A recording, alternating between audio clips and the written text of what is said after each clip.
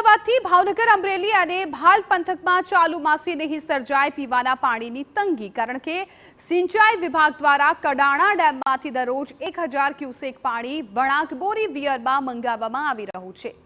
આ પાણી પીવાના ઉપયોગ માટે શેઢી કેનાલ મારફતે અમદાવાદમાં અને મહી કેનાલ મારફતે પેજ અને કનેવાલ સરોવર મારફતે સૌરાષ્ટ્રના અમરેલી, ભાવનગર અને ભાલ પંથકમાં મોકલવામાં આવે છે।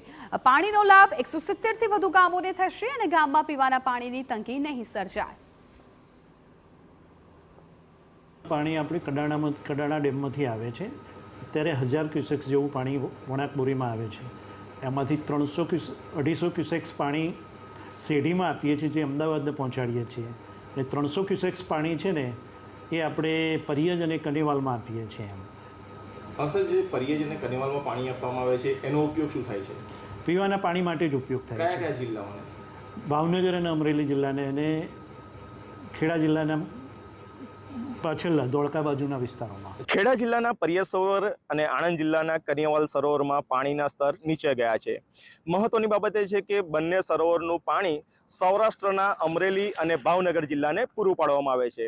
જો કે પાણીની તંગી ન સર્જાય તે માટે સિંચાઈ વિભાગ દ્વારા કડાણા ડેમમાંથી પ્રતિ દિવસ 1000 ક્યુસેક પાણી મંગાવવામાં આવી રહ્યું છે અને મહી કેનાલ મારફતે બંને સરોવરો ભરવાની કામગીરી ચાલુ કરવામાં આવી છે। સિંચાઈ વિભાગના અધિકારીઓનું માનવું છે કે 1 મહિના સુધી પણ જો વરસાદ નહીં પડે તો પણ પાણીની તંગી સર્જાવાની શક્યતા નહીવત છે। ધર્મેન્દ્ર કપાસી, TV9 ખેડા।